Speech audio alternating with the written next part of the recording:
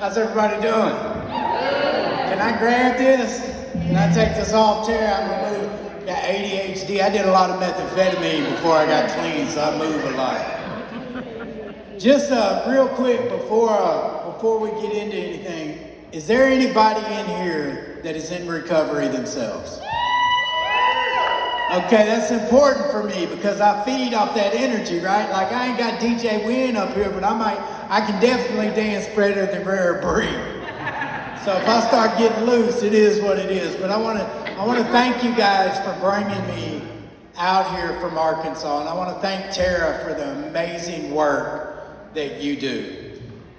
And what makes people like Tara do that work is we are tired of seeing our family, our friends, our loved ones fall to incarceration, and we're tired of attending more funerals than weddings and birthday parties. That's why we do what we do. And so before I get started, can we just give my wife a round of applause because she celebrated yesterday 11 years of continuous sobriety. Thank you. She is amazing, and this last year has been the hardest year of both my recovery and her recovery. And so people always think recovery is easy, and it's not, right? Like COVID hit, and we saw people with 15, 20 years clean taking their lives, right? All of a sudden, our community, our churches, our CrossFit gyms, our 12-step meetings, our multiple pathways, whatever your self-help groups look like, were stripped away from us. The one thing that we needed, that community, we no longer had it. And so through all that, my wife and I experienced some mental health challenges for the first time in our recovery. And when she picked up her 11 years, for me, it was the most amazing thing to witness that, right? Because it got really dark in that 11th year, or that 10th year. For a while, I thought, man, I was worried about suicide. I was worried about her getting hospitalized. And when you work in recovery, there's a lot of secondhand trauma. But you know what, baby? You made it, you're sober, and you did that.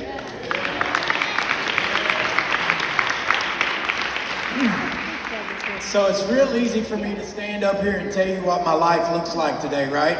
I am a person in long-term recovery, and I just celebrated 9 years clean from all, But in order for you to know what God did for me, you need to understand the darkness that He brought me out of. So we're going to talk about that a little bit, right? Like, my life today looks amazing, but it didn't. And I want to be real crystal clear. The only reason I'm on this stage in a suit and tie, not in the parking lot stealing out of your car, is because I've got a God that can turn broken pieces into masterpieces. Like He literally did what the world considered to be impossible. And the scriptures talk about how God will use the foolish things to baffle the wise. It's important that you know He did that. He used a jackass to show smartasses they didn't know much. That's what my life looked like today. As far back as I can remember, I was brought up in an atmosphere of drug addiction, violence, gang activity, prostitution. It was a world inside of a world, right? To a normal person in society, it would probably look like something off of a prison movie, off of an addiction movie. I was living in a world to most people was non-existent. Everybody in the room was hustling off the next guy, trying to figure out how to get what you got and how I can get a cut of that. And it didn't matter what lie got told, what lick got hit, we would go to any length. The abnormal was normal for me. My father, I watched him. He was the most violent man I ever met in my life. He was not afraid of prison. He was not afraid of police. I watched him get arrested for sexual charges. I watched him get arrested for a murder charge when I was 12 years old. I watched him beat charge after charge after charge, and that is the atmosphere that I grew up in. Violence was a language that my father spoke, and he spoke it fluidly. And it seemed like anytime I showed some abnormal reaction that displayed violence and aggression, I connected with him. I was 4 years old and I stabbed the neighbor's kid with a potato peeler. He beat me that day, but he beat me because the police got called, not because I stabbed the kid. Years later, he would tell that story in a manner that was funny and entertaining because he thought it was. At 9 years old, I was left unattended with a .22 rifle, and I shot the kid that was at my house playing Nintendo. These were normal things in my life. At 14, I was incarcerated in the juvenile system in the state of Arkansas. I had a 3 to 5 month sentence, y'all. I need you to know that they liked me so much they decided to keep me for 2 years. True story. You can take all 6 times that I went to prison, you can boil them in a pot, and it doesn't equal 10% of how bad that juvenile system was. Let me tell you, I'm a strong prison advocate because the system sucks. It needs to be torn down and dismantled and rebuilt by people that actually understand and care. I'm going to tell you that God turned my life experience into a living expertise.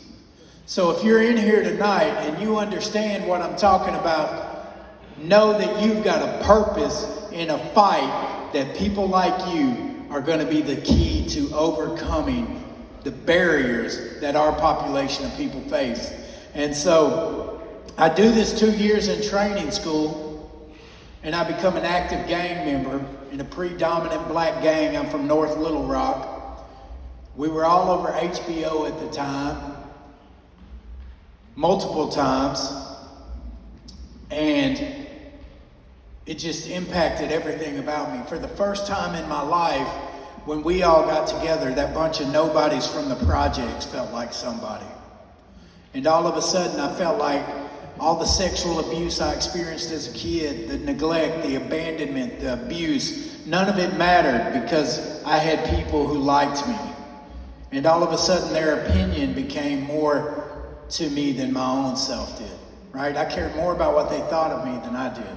And so in an effort to impress other people, I found my way in drug use. I found my way in and out of incarceration.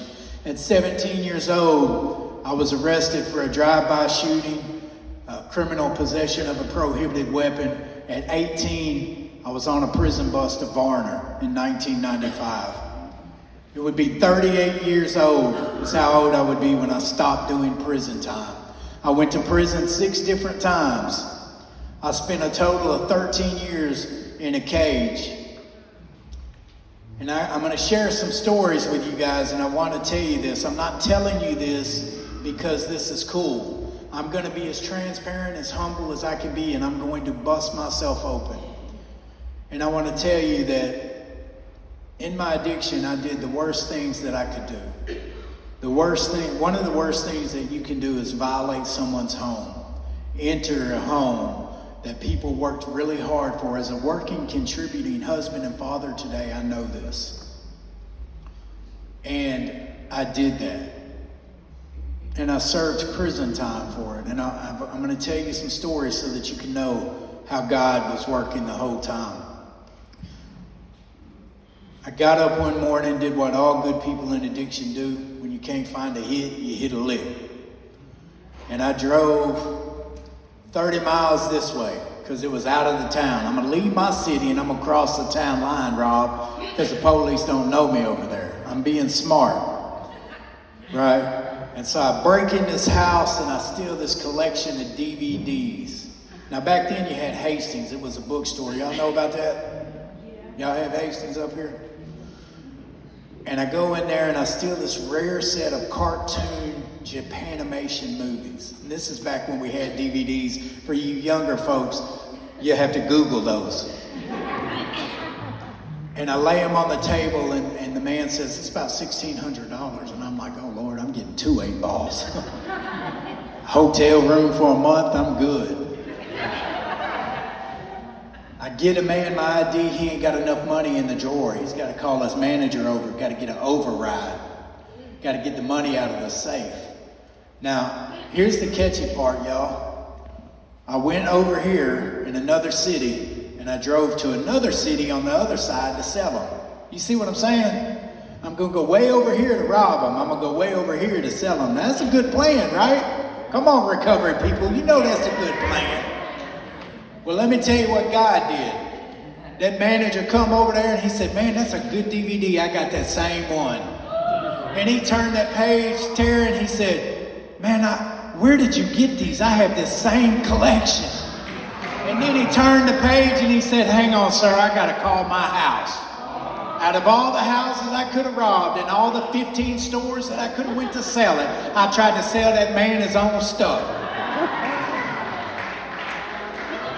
So don't tell me drugs is good for you. Now, I got 7 years in the Department of Corrections for that. In Arkansas, you do 2 months on a year. Every neighborhood has got a top cop, the one that's going to arrest his way out of addiction, because that's the only way to deal with those people. Well, in my neighborhood, that cop, his name was Kirk Lane, and he was a boogeyman.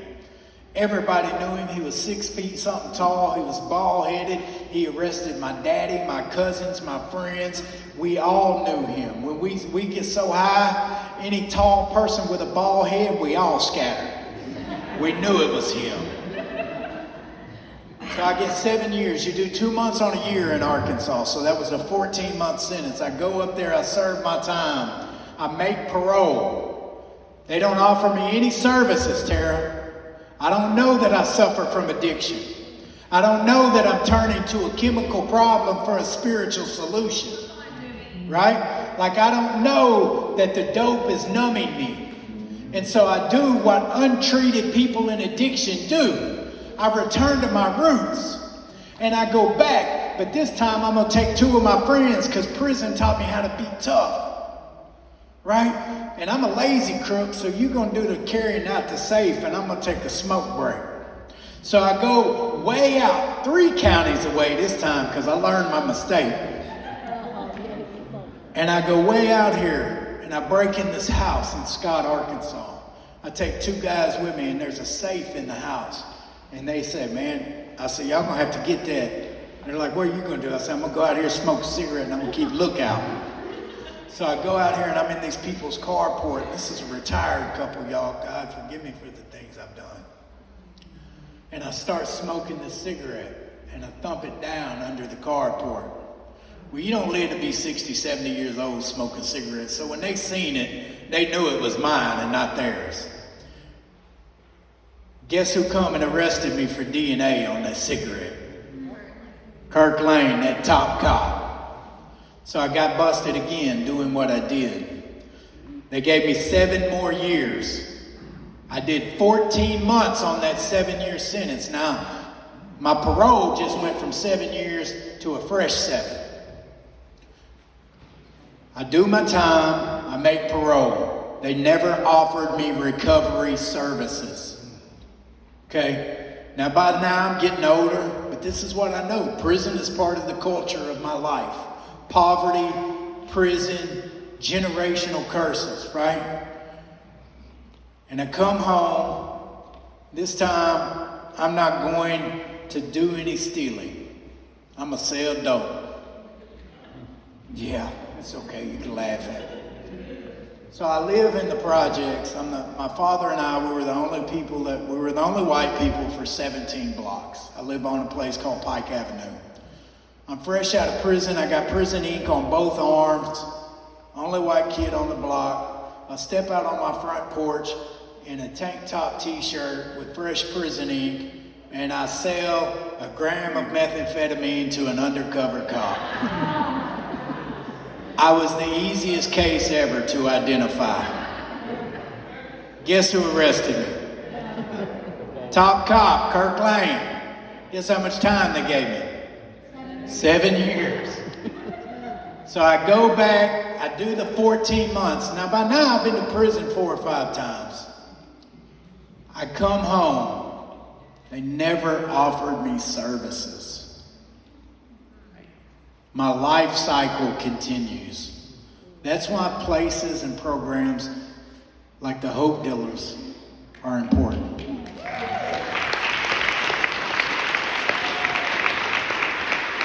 In 2015, I was 37 years old. It was December 4th. I was found non-responsive in a running vehicle with a pit bull, a backseat full of stolen property, and 17 grams of methamphetamine on my lap. I was sent back to prison for my 6th time. Something happened then. I got caught in the jail. I got high in that jail. That was the last time I got high. It was February 25th of 2015. I called my clean date February 27th. I wanted to make sure it was out of my system. Now, when you're tweaking like I was tweaking, we did a lot of cool stuff like pilfer through phone chargers for 10 hours. For phones we don't have. You're laughing. You must have did meth. Now, I say that to say this. While I was in jail using, the sheriff had taken a liking to me and made me a trustee. And there was this confiscated car. And in this car, there was this real pretty box. And something about the meth I had done made me want to steal that box. And inside that box was a Bible. Well, I didn't have time to remove the Bible, so I just kept it too.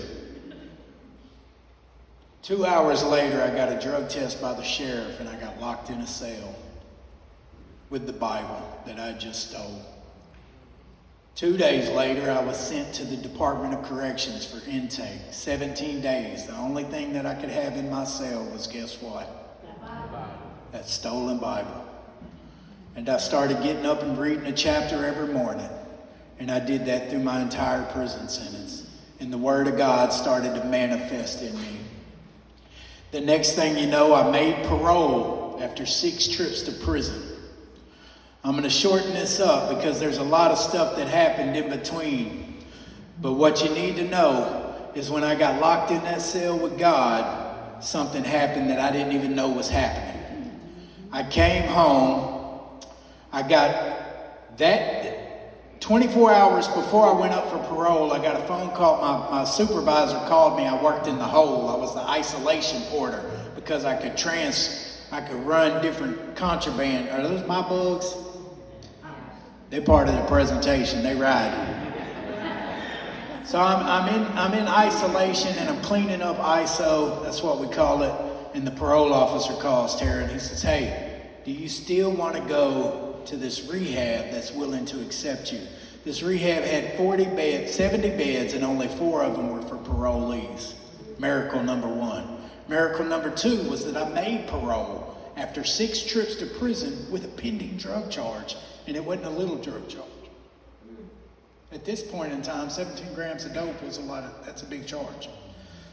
And so I made parole. And instead of going to a dope house like I did the 5 previous times to get high on day 1, I went to a hope house. And I heard something I'd never heard, Tara. I heard recovery. So when they offered me recovery services, all of a sudden my life changed. See what I'm saying? 18 months later, you can't shut me up. If it's talking about recovery, I'm there. And I'm all over social media. I mean, I'm so grateful for the gifts that God done took me out of state prison and put me in state position. You can't tell me nothing, right? So I'm shaking and moving and I got a story and I'm telling it, right? Because I'm tired of seeing people die. And all of a sudden I learned this new thing. Life is really good without dope. I didn't know that normal people didn't steal. Did you know the police haven't messed with me one time since I got sober? One time. I gotta tell you, man, 18 months into this thing, well, me and Chelsea start dating, which I gotta tell you about my wife. That was phenomenal because my idea of a working relationship was a hooker with a sack of dope. That's the way my daddy raised me. If I had what you want and you had what I want, we good. We got a working relationship. And I'm 38 years old and I'm in the parking lot of a recovery group and I'm throwing gang signs and I'm shopping at City Trends. I match my hat matches my shirt, matches my, I'm doing it. in my mind. And Chelsea walks up to me and she said, you need to turn your head around, pull your pants up. You too old and you look stupid. Listen, I slept beside the West Memphis 3. I did time with the blue light rapist. I was friends with the I-40 sniper. I knew real killers doing life sentences that never talked to me like that. I immediately wanted to date her. God's funny, man. And 18 months later, man, I get invited to the state capitol and they say, hey, we need you to come share about recovery. I said, okay, who's going to be there? Well, it's the head of the DEA, the special agent in charge of the FBI, the governor's senior advisor, Kirk Lane, and me. And I saw him coming, y'all. He didn't have his badge. He didn't have his gun. He was in a 3-piece suit and he had a tie and he had a little pen that said, drug czar. He had just been appointed by my governor as the drug director. He was the single state authority. He was a cabinet office. And he didn't recognize me. This man arrested me, Tara, at my rock gut bottom. That's when I knew my story had purpose. See, I walked up to him and I said, man, I've waited a long time to say hi to you and tell you thank you. And that man looked me dead in my eyes and said, it's good to see you too. And I knew right then he didn't have a clue who I was. See, recovery had transformed me so magnificently that the man who put me in prison not once, twice, but 3 times no longer recognized what God had made new. He no longer recognized the burglar, the drug addict, the thief. He didn't know Jimmy, the father, the husband, the worker, the author. See, that was a new idea. But I got up on that stage, y'all, and I started roasting him. I cracked jokes on him. I said he had a hard time catching me when I was high. He gonna have hell when I'm sober. And everybody's laughing. And it hit him who I was. And I knew in that moment that my story, that your stories have power to influence decision makers. You didn't go through what you went through for no reason. 6 trips to prison became on-the-job training. IV drug use became a message from the Most High for the best high that can't be stopped. It put me in a position to reach a population of people they say is unreachable and unteachable. That's recovery. I need you to know, because I got to close, that same officer, Kirk Lane, went to the governor and advocated for me. So when you start telling me about what God can and can't do, I need you to know this. That governor signed a special waiver, and in 2017, I became the first parolee to get a state position, working for the governor's office. I would become what they would call the state peer recovery coordinator. And if you had to hustle like I had to hustle for your hit, we can make a little bit go a long way. So I talked them into giving me $50,000 to start a recovery program in a jail. Well, the data was so successful from that, they gave me $250. So now I got 5 programs. I'm selling dope except recovery, right?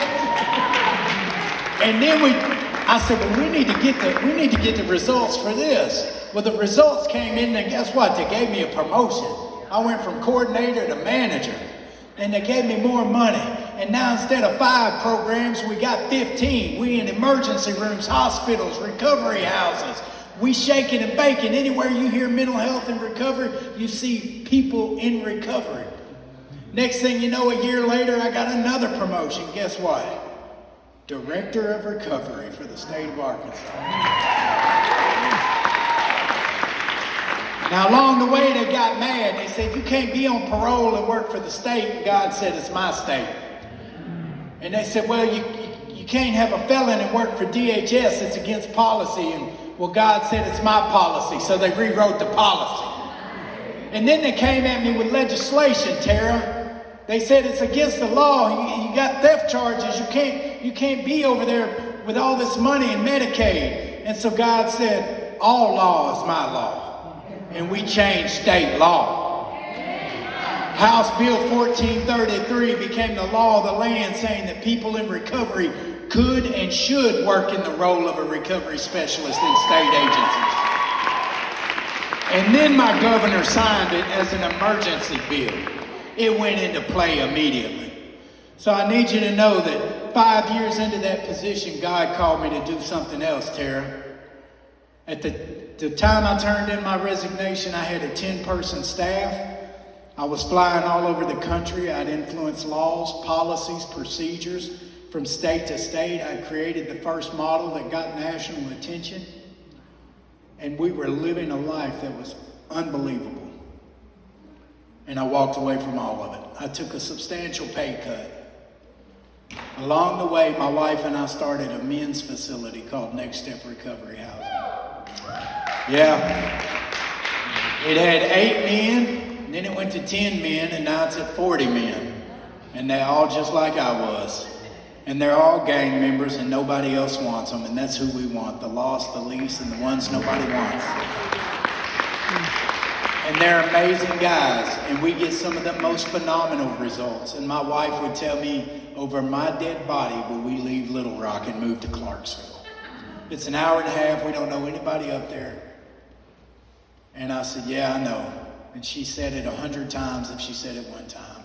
And then one Sunday, after being up there ministering to the men all weekend, she said, you know, we got to move.